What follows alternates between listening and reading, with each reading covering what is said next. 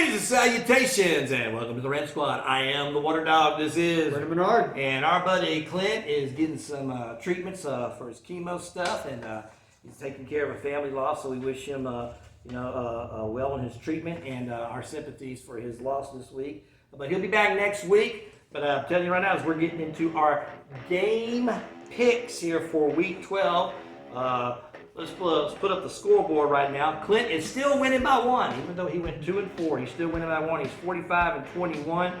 I have moved into second because I had the big week, big 4-2. Steelers came in for me really, really good. Chargers came in for me really, really good. And so 44-22, one game behind Clinton, and Brendan is one game behind me at 43-23. So we're all basically one game apart. 2 games separate us on the pick'ems. And as we get into what I would call probably a mediocre week. Yeah. To me, there's really only if I was picking, I would say that the 2 most significant games coming up to me is going to be Arizona, Seattle, and Philadelphia, Los Angeles. But we're going to get to those in the game picks. Let's bring up Clint's choices for these big games, and you're going to look at his. He's got Minnesota, Detroit, Tampa Bay, Green Bay, Arizona, and Philadelphia this week. And we're going to talk about ours. And we're going to start with Minnesota at Chicago. Brendan, I think when I'm really looking at this game, I think Sam Darnold needs to come out and I think just kind of prove that he's back on it, that if the pressure is not too high for him. But the Bears, ever since that Hail Mary in Washington, have just looked like a dumpster fire almost. So I know they only lost, I want to say, by 1 point this past weekend. They missed this field goal. Once you get field goal kicking, man, I tell you, I talked about it in the last episode. Field goal kicking, he got him down there, kicked the field goal, make the field goal. But when I'm looking at this game, gut, give me the Minnesota Vikings to win this game. They're the far better team. And I think if Sam Darnold comes out and just is a game manager, does not turn the ball over, they're going to win this. Vikings I've picked in the big playoffs. I've been bragging about the Vikings ever since the preseason, and I really like this team. 8-2, is that what we got? 8-2 for the Vikings right now? 8-2, and really haven't played great football here these last 2 weeks. Okay? I mean, they got to win this past weekend here. Tennessee usually plays teams tough, but we're going to find out. Now, the Bears, if they lose this game, they're mentally done. I mean, totally mentally done. I don't think there's going to be a recovery for this season if they lose this one here. But they are at home. But Vikings should win this game. I just don't see them losing. Let's do it. Detroit and Indianapolis. Brandon? When I look at this game, I think of one thing. They are going to open a can of Campbell's kneecap soup. The Indianapolis Colts. And trust me, they will be taking knees, biting them off on the way up. The Detroit Lions are going to win this game. I wonder consecutively, can they get 3 straight blowouts? I don't know. The week before they had that horrible game and they still won. That was the game where Goff throws all those interceptions. And this week he comes back and throws 4 touchdowns. I don't know. Colts won. And the Colts are going to be at home. I think the game's going to be a lot tougher. I'm with you. I think the Lions win. That's why the Colts won. Okay, I'm barred for speaking about this on the show. This is why the Colts won. It's not because the Colts are that great of a team. It's because the dumpster fire they had to play.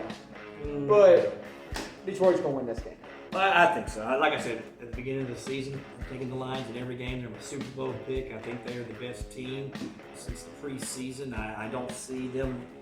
This is me. I think if the Lions lose a game, or lose in the playoffs, or lose whatever, it's not going to be so much of what the other team does. I think it's going to be of their own doing. And to me, it's the only way they can lose right now. I think they're just so well stacked. They've got the best roster in football. They've got one of the best cultures in football, because that's really, if you watch the Lions play, it's culture. I don't even think it's so much a scheme as it is attitude. Okay? Because I think a lot of teams lose games and think at the end of the year they rest starters, or they kind of pump the brakes. Campbell does not strike me as a guy who's going to rest starters. They are just going to go all out for the entire season. All right, let's do it to it. Tampa Bay at the New York Giants. The news in today, Daniel Jones out. DeVito in. Giants at home. Buccaneers having a couple of tough losses, but coming off a bye, right? Mm-hmm. And so, who you got? Well, I think where they play this game is extremely important in this matchup, and they're playing at the Giants, right? They're not playing in Sicily, and so I don't care who's quarterback in the New York Giants. Tampa Bay Buccaneers are going to win this game. I think it's overall better quarterback play, better team. Like I said kind of earlier, Baker Mayfield just goes to the wire. You know what you're getting every week. The Giants can change quarterbacks and change all this. I don't see them winning this game.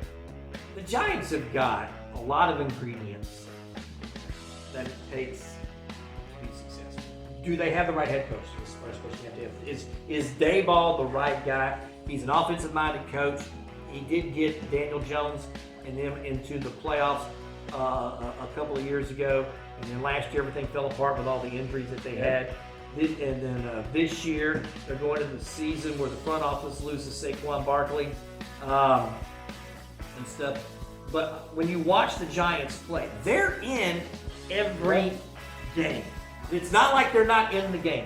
To me, it's kind of like if you watch Tennessee. Tennessee is in a lot of games. They play hard, and the Giants play hard. They've got a good defensive up front, so they got a good pass rush with those young defensive players. Okay? Are they a quarterback away? Yeah, I think this about the Giants. I think this about the Raiders. And there's probably another handful of teams. It's the quarterback. Because look, even the Raiders against Miami, the ones that they got it within 3 points. Okay? Quarterbacks did not step up, and two of them out there and just won the game. I think the Giants are the same way. I think sometimes Daniel Jones makes 4 to 5 bonehead plays a game, and that's the difference in winning and losing in this league. Okay. Well, I'm on the Tampa Bay bandwagon with you on this game. I'm a diehard New York Giants fan. It's my all-time favorite team, and it's just kind of hard to watch. If I'm ownership next year, I would scrap Daboll too. As much as I think Daboll is a good offensive coach, I just don't know about head coach yet, because you just not have you should at least see a culture shift. Yeah. Do I think that the team is prepared? Absolutely. Do I think the team plays hard? Absolutely. Do I think you need a whole culture shift out there? You do. You can't go through the 3 seasons that they've gone through with Daboll, bring in a new quarterback, because you're going to probably be shooting for Shedeur Sanders. That's probably the guy that they're going to try to get. That's what he's doing. Okay, and if you get Shedeur Sanders, then you're going to want to bring in a fresh mind, and you're going to want an offensive-minded coach to go in there to be the head coach, and then also somebody that can establish some culture. Yeah. And do that. So, a quick question, because you are a Giants fan. We're just kind of talking about their game here on that. There's been a lot of talk in the Raiders circle, right, about Bill Belichick, which I don't like that, because you're going to get a young quarterback. We saw what he did with Mac Jones. I don't like Belichick to the Raiders. But when we talk about culture and discipline, his name is brought up a lot. Do you think the Giants? Well, he's got all the legacy with the Giants. I just don't know. Now, he might go back to the Giants, but I would definitely not give him personnel decisions. I would not give him general manager, powers. I would just give him. But he would build the culture there. There's no doubt about it. Because even when he was using Cam Newton as his quarterback, they still won 7-8 games. They got to a playoffs with Mac Jones. You know what I'm saying? They just had they just didn't have the horses. The last couple of years he was there, they had no horses. And it's the same thing with what they got going on in New England, because the Patriots play hard. They've only won like 3 games, but the Patriots play hard. They're in a lot of games. You know what I'm saying? But they just don't have the horses. They don't have the quarterback. They don't have receivers. They don't have enough pressure up front off the defensive line. So it's the same way. I don't know. I was just curious, because I don't buy into the whole Dallas rumors they have going on, because him and Jerry Jones wouldn't get along. Same reason Parcells and Jerry Jones. But to me, with the Raiders, he would fit from a discipline standpoint with a young quarterback. Heck, I would like Deion Sanders, honestly, go coach his son.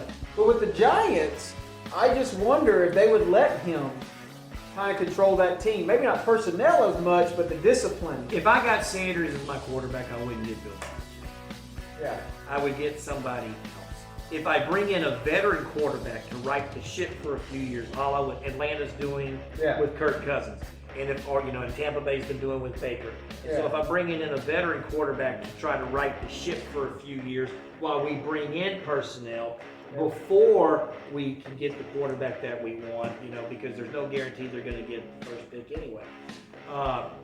then I think Belichick is good. I think he's good if you bring in, a veteran quarterback to play, and then try to get some new get younger, get personnel, build a culture, establish that, this, that, and the other. But if I'm bringing in a really top flight, and to me, Sanders is the only quarterback coming out of college. I that's agree. worried that there's not another quarterback that I would try to build around coming out of the draft, for next year. I just can't think of another quarterback that I would use. So, if you're bringing a veteran, I'll go, yeah. All right, so we're both on Tampa Bay. Let's do it. I'd be a good game, but then again, I don't know. San Francisco and Green Bay. Who you got, brother? This is tough, right? Because every time I seemingly pick this team, they kind of let me down in our pick'ems. But I'm going with the faithful one. I'm going with the San Francisco 49ers in this game. I think it's really becoming so much of a must-win in this division. You can't fall too far behind. We don't have enough football left. I'm not to say that it's not for the Packers. I think the Packers are in a much better position because I think 3 teams are coming out of that division to the playoffs. One's coming out of the West, and it is really a must-win for the 49ers to stay out of probably last place in that division. I agree with you. I think this is a must-win. I think their back's against the wall, and we're going to find out what they're made of. I do believe they're going to throw everything but the kitchen sink, and that's what I'm going to take. I'm going to take the 49ers for the very same reason. I think that they've got to win this game. Once again, I'm one of those people that's not sold on the Packers on them. I've been saying that since the beginning of the year. That's why I said, when we were doing division picks and stuff like at the beginning of the season, I said, look, it's Lions and Vikings. That's my team. Okay, I don't see the Packers getting past the Lions and the Vikings. I think, that was my surprise pick. I think, y'all were like, y'all all saying Vikings. Like, yeah, if you look at the Vikings roster, man, Vikings got a roster. The Packers, they've got receivers, and they've got some personnel on the defensive side. But, they've been very fortunate on a couple of wins. They got lucky again this week with a missed field goal. Yeah. And so it reminds me of the Texans. It's the same thing I keep saying, but there's just holes there. There's just holes in that team that I just don't think is going to be conducive enough to get, they might can get to the playoffs, but I don't think you can win a Super Bowl with the Packers at this particular point. I just think there's just too many holes that they're going to have to fix. And I like the desperation before that. And I agree with you all about the Packers. What San Francisco team is going to show up is going to make the difference to win. That's really what's going to make the difference. All right, now to me, this is going to be this is the game. This is going to be my must-see game to watch. That's Arizona at Seattle, brother. Who you got? In this game, it's really, I think, a really close one. Is this first in the division? Yeah. I think is on the line in this one. I'm just kind of going with it. Clint actually sent me a stat today about Kyler Murray since Call of Duty has been released, and I was wrong. This is the one Call of Duty. He's performed very well, and so I'm just going with it. Give me the Arizona Cardinals to win this game. Coming off a bye. Yeah. I think just at Seattle, I think they're in first right now, correct? If I'm not mistaken. Cardinals are first. And I think after a bye week, they kind of smell that one team's coming out of this. This is a very big game. Giving them 2 weeks to prepare for it. Give me Arizona to win it. Typically, I would probably have said Arizona, but Seattle just had the big win, and now they're going to be playing at home.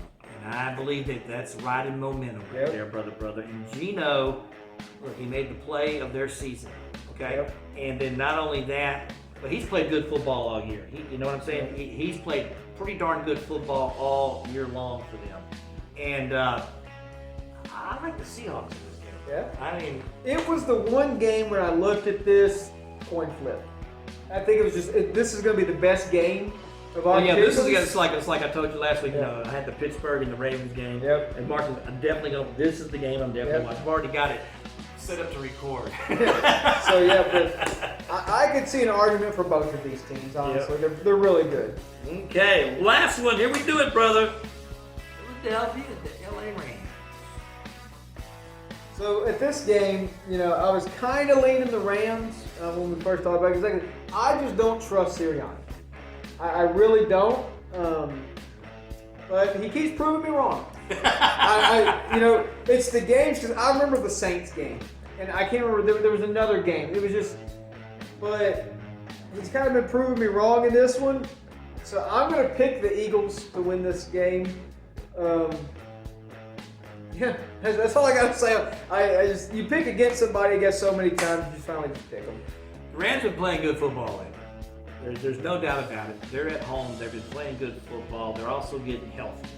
And so having a Nakua and Cup out there on the field at the same time, man, that's pretty darn good. You got Kyron Williams, and so their offense has been really playing well. Their defense has been good, but not great. Steady at times. This, that, and the other. But Philadelphia has just been blowing it up on all cylinders. And I watched the Jalen Hurts press conference. And if you just watch that man, that's a leader. Yeah. And if you look at that, that's a man who wants to win this year. And I'm telling you, I don't know if Philadelphia loses another game this season. I just don't see if they lose it. Well, in the regular season, because they're going to lose to the Lions in the playoffs. But I don't see. I do think it's going to be Detroit and Philly in the NFC Championship. Yeah. That's just kind of where I think it's going. And Sirianni, you can say what you want, and I had my doubts about the offensive coordinator, who I will say is nameless to me, but because I've always said he sucked. But by God, they do use Saquon, and that was one of the things we had talked about. If they use Saquon Barkley the way they're supposed to use Saquon Barkley, instead of just doing all these little stupid passes that he usually likes to call and all that type of stuff, actually use what you've got. Hurts, Barkley. They are utilizing that to the best of their ability. And then, of course, you've got the defense. The defense has played good football. I like Philadelphia, man. I do. Brother. That's who we got. Who do you got? Well, let's do it to it, brother. We've been the Rant Squad. I'm the Water Dog. This is Bernard Menard. And we are out of here.